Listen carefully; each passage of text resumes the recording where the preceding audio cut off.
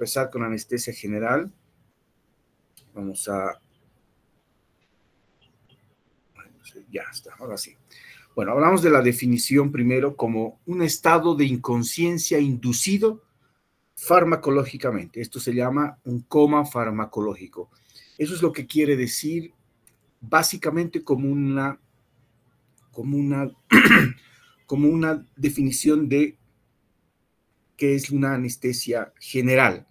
Hablamos de varios tipos de anestesia, pero estamos hablando ahora de anestesia general como un coma farmacológico o un coma inducido. Proporcionar al paciente un estado reversible del estado de la pérdida de conciencia, analgesia y relajación muscular. Esta es pregunta de examen, por si acaso, la definición. Y obviamente el paciente es incapaz de reaccionar a estímulos dolorosos o sonoros. ¿Ya?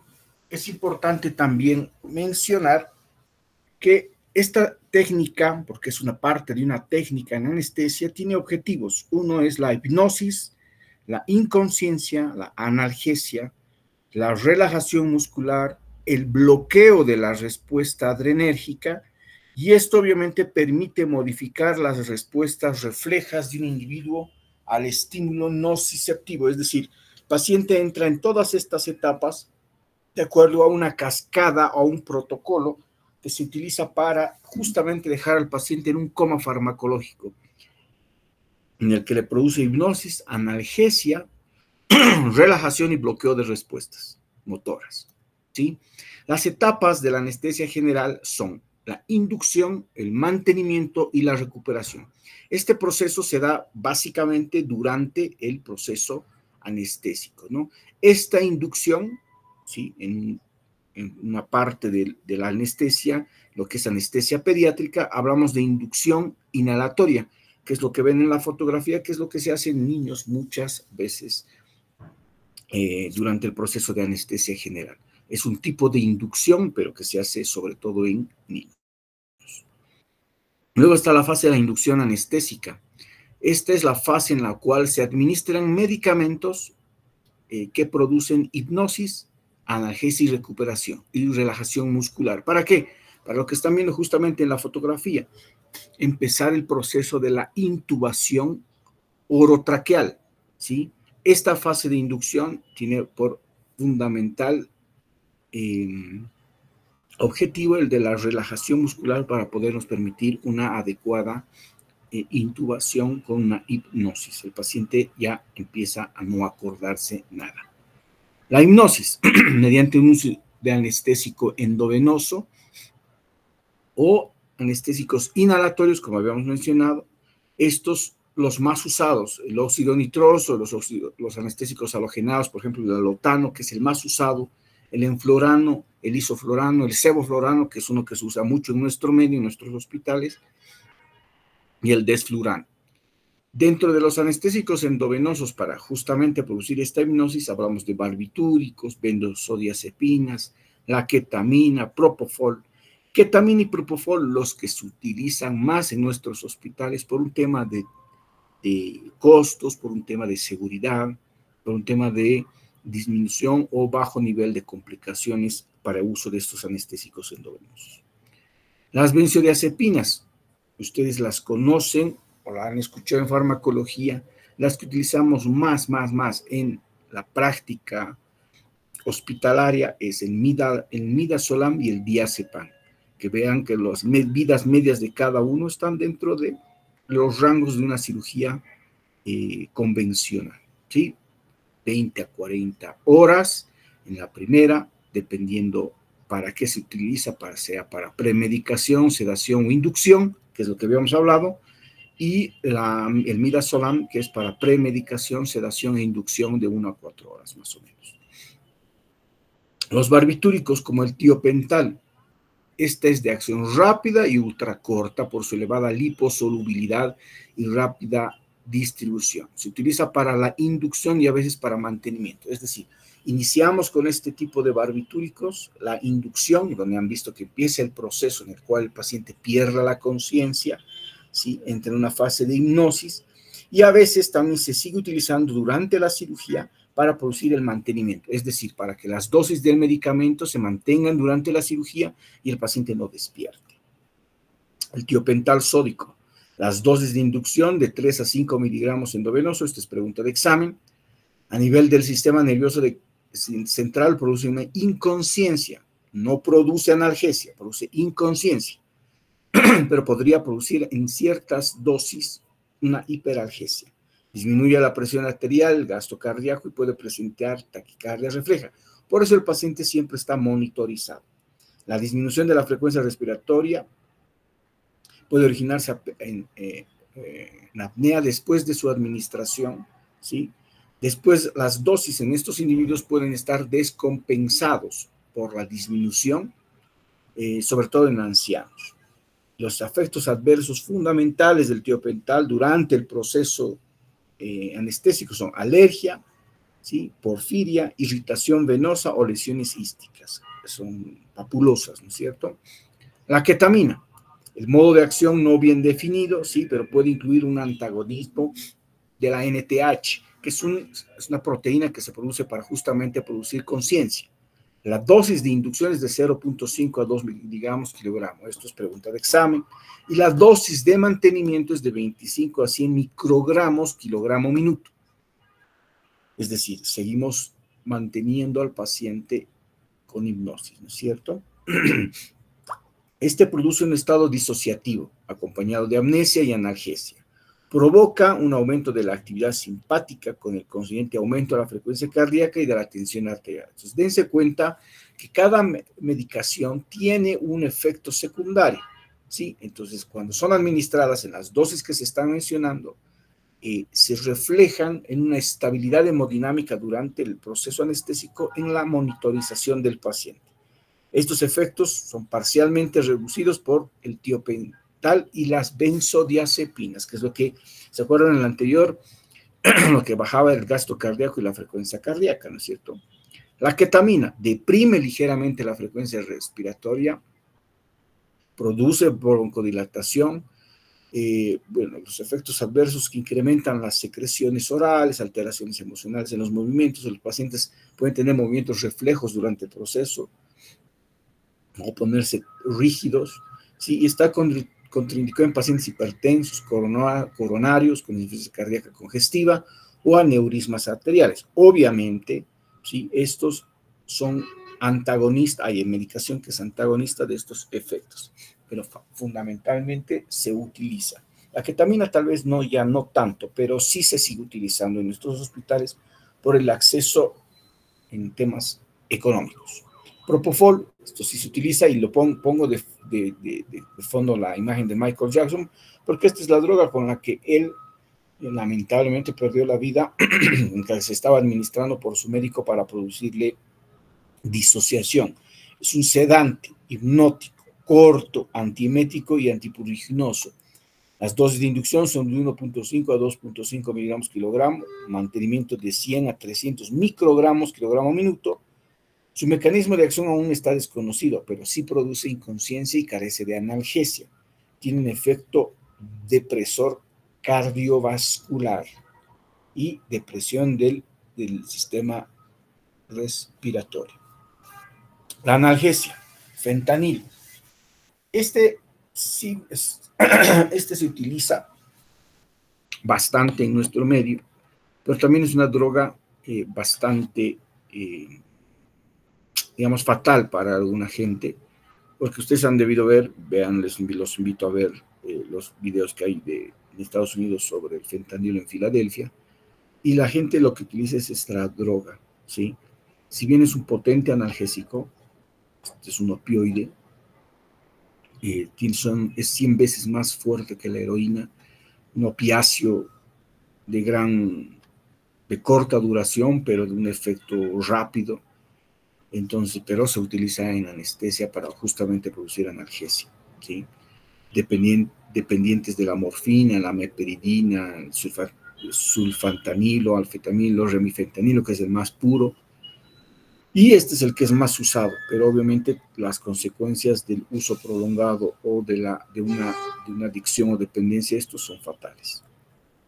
Los efectos adversos de los opiáceos mayores son náuseas, vómitos, miosis, epilepsia, bradicardia, depresión de la contractibilidad cardíaca, vasodilatación periférica, liberación de histamina, disminución de la motilidad gastrointestinal, espasmos del esfínter de Oddi, rigidez muscular, disminución de la tasa metabólica cerebral o el flujo cerebral y bloquean la liberación de agonistas.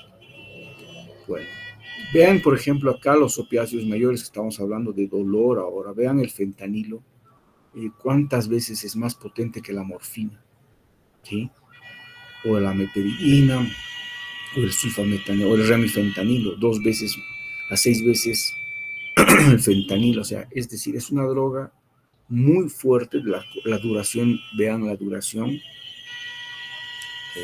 el mantenimiento dura hasta 30, 60, hasta 2 horas, son cortas, entonces un paciente que se vuelve adicto a esto realmente es fatal. Vean los videos búsquenlos en YouTube, el uso de fentanilo en Estados Unidos y se van a dar cuenta que es una droga destructiva, la peor ahora en el momento, en el medio, está destruyendo ciudades completas, sobre todo a pacientes jóvenes. Relajantes musculares se utilizan en caso de inducción endocraneal. Aquí todavía estamos en la fase de inducción. Vean, por favor. Se clasifican en 2 grupos, despolarizantes y no despolarizantes. Las características, vean, de cada uno. La acción del atracurio, sobre todo, que es el que más utilizamos, y rocuroni, que son los que más utilizamos porque tiene menor carga de contraindicación en los pacientes y menos efectos secundarios. Esto nos sirve para poderlo relajar en la fase de intubación orotraqueal. La fase de mantenimiento, esta fase es donde ya hemos terminado la fase de intubación, el paciente está estable en analgesia, en hipnosis, en un coma inducido, y aquí empieza la cirugía como tal. Ya empezamos a hacer la asepsia antisepsia, ponemos los campos e iniciamos la cirugía. Y la situación anestésica está, tras la inducción debe mantenerse un tiempo, es decir, durante la cirugía o durante el acto quirúrgico. Esto se consigue, obviamente, con fármacos expuestos anteriormente, es decir, vamos a seguir poniéndoles las dosis de mantenimiento al paciente de acuerdo al rango de metabolismo. Nos vamos a guiar por el conocimiento farmacológico de acuerdo al kilogramo peso, ¿sí? Por ello se utilizan vaporizadores en caso de la anestesia aleatoria en niños o en caso de anestesias endovenosas. Hay sistemas de perfusión, es decir, no necesitamos estarle inyectando al paciente. Lo que utilizamos son bombas que van administrando en microdosis los anestésicos para mantener la anestesia. La recuperación. Primero recuperamos la fase de la hipnosis, ¿sí? Al cesar la administración del hipnótico, como hemos dicho al principio, ya sea inhalatorio como endógeno, se produce de vuelta al progreso del estado vigil. El paciente empieza a despertar. La analgesia, obviamente, es importante porque el paciente ha sido operado y, bueno, tiene que tener una buena respuesta de analgesia en el momento que está por despertar, pero al mismo tiempo hay que tener en cuenta que los opiáceos provocan sedación o depresión respiratoria, es decir, por eso los pacientes salen a recuperación con apoyo de oxígeno, ¿sí? Fundamental. Uno de esos es la naloxona, que es justamente un antagonista de los receptores opioides, es decir, del fentanilo. Van a ver ustedes en esos videos que les digo, los bomberos en Estados Unidos y los policías andan con naloxona ya en sus unidades móviles. El fentanilo se ha vuelto una droga tan común y tan fatal si te pasas las dosis. La naloxona es un antagonista inmediato del fentanilo. Pues con esto pueden ir reduciendo las dosis para conseguir un efecto deseado. La antagonización demasiado rápida produce una estimulación simpática con aparición de dolor, taquicardia, es decir, inhibe el efecto del analgésico, que en este caso que se utiliza es el fentanilo. La relajación muscular, la neostigmina, un medicamento que se utiliza, o la succinilcolina, como la llamamos, de relajación muscular, ¿sí? La reversión de los relajantes musculares depende de su mecanismo de degradación. Estos se degradan por la pseudocolinesterasa plasmática, que lo que aparece es una digamos, limpieza progresiva en el organismo, ¿sí?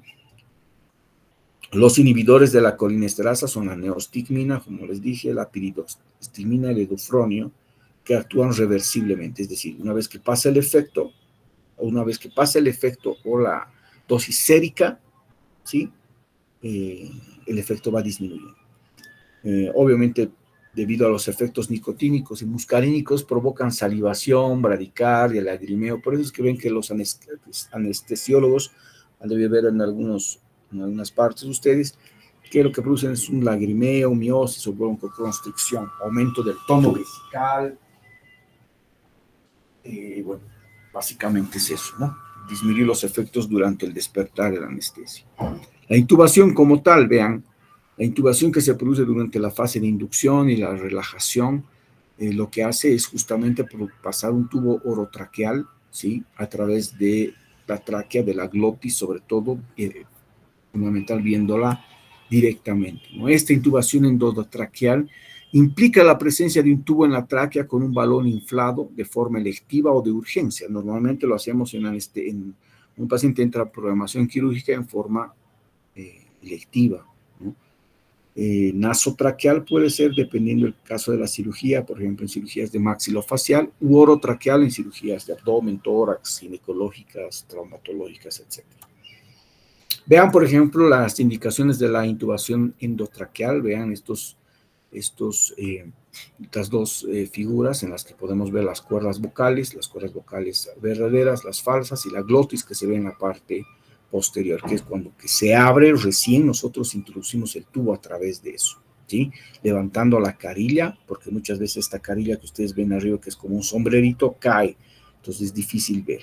Mucho de eso depende de la intubación. Entonces, las indicaciones son presencias de apnea, incapacidad para mantener una vía aérea por otros medios, protección de la aspiración y sangre y vómito, compromiso inminente o potencial de la vía aérea, presencia de lesiones cráneoencefálicas. Esto muchas veces lo hacemos en los servicios de emergencias, donde vienen pacientes tequeados, que los llamamos con traumatismo cráneoencefálico, que tienen Glasgow por debajo de 7-8, que hay que intubarlos, ¿sí? O incapacidad de mantener la oxigenación adecuada por medio de un dispositivo de oxigenación por mascarilla. Es decir, y esto lo sabemos de acuerdo a la saturación del paciente. Obviamente la intubación también tiene ciertas indicaciones fuera de eso. El material, bueno, un laringoscopio, un tubo endotraqueal, un respirador, ¿sí? Hay que fijarse siempre si hay un guiador. Muchas veces esa curvatura de lo que les mostré en las figuras, a veces tienen ángulos muy obtusos que hacen que sea de difícil manejo, porque vean que el tubo está extendido. Las contraindicaciones en su mayoría relativas. Hay situaciones que denotan intubación dificultosa o shock hipovolémico básicamente, pero vean, por ejemplo, este cuello en este paciente ya hace que sea una intubación difícil o una intubación complicada para los anestesiólogos en este caso, pero que con fibroendoscopía se puede hacer una intubación. Esto es lo que hablábamos de intubación difícil. Hay signos clínicos predictivos de dificultad de ventilación, por ejemplo, pacientes con historias de ronquidos, edades superiores a 55 años, la falta de dientes, la barba y un índice de masa corporal por encima de 26 kilogramos por metro. Entonces vean, por ejemplo, estos son los criterios de Mallampati. Vean el 1, donde hay una apertura vocal, donde la lengua y hay una apertura vocal, se puede ver la faringe por atrás. El 2, con menor restricción. El 3, ya no se puede ver ni siquiera la campanita, como decimos vulgarmente. Y en la 4 no se ve nada, solo vemos el paladar duro, ¿no? La intubación difícil, los signos predictivos de dificultad de intubación, como les decía: cuello corto, grueso o musculoso, retracción mandibular, paladar arqueado, cicatrices faciales o cervicales que pueden haber impedido una alteración de la anatomía, el estado dental, el tamaño de la lengua. Y vean, por ejemplo, aquí lo que les decía el Mallampati, ¿no? Paladar blando más pilares, úvulas, es decir, se ven los tres. En el grado 2, paladar blando, pilares y base de la úvula, ya no se ve toda la úvula. Grado 3, solo se ve el paladar blando. Grado 4, solo se deja ver el paladar blando. Entonces, grado 1 y grado 2 predice una intubación fácil. Grado 3 y 4, pues una cierta dificultad para intubar. Estos criterios de Mariampati, los anestesiólogos los hacen antes en la valoración anestesiológico, un día antes. Ahora, obviamente, si es una cirugía de urgencia, bueno, la hacen en ese momento, pero obviamente se tiene que intubar si es una cirugía de urgencia, y si es que tiene de todas formas signos predictivos de dificultad de intubación, ¿no? Por ejemplo, hay otro que es la distancia tiromentoniana, se llama la escala de Patti-Landretti, vean acá, donde se mide por la laringoscopía el espacio, ¿no? O la apertura bucal también. Vean, grado 1 mayor a 6.5, grado 2 de 6 puntos a 6.5 y mayor a 6 centímetros. Grado 1, laringoscopía e intubación intratracal sin dificultad. El grado 2 con cierta dificultad y el grado 3 difícil o imposible. Pero ahí ya no hay imposibilidad porque lo que se han hecho son laringoscopios con videoendoscopia, con video, así que se puede ver directamente ya la glotis. Vean también acá la abertura bucal, que es importante para hacer la intubación.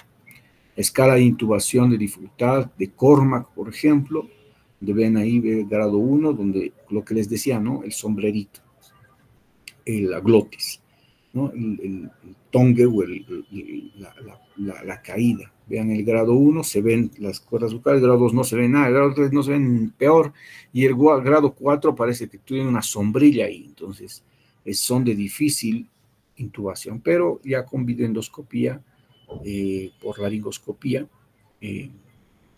no tiene ninguna dificultad. Listo, muchachos, ¿alguna consulta, alguna pregunta?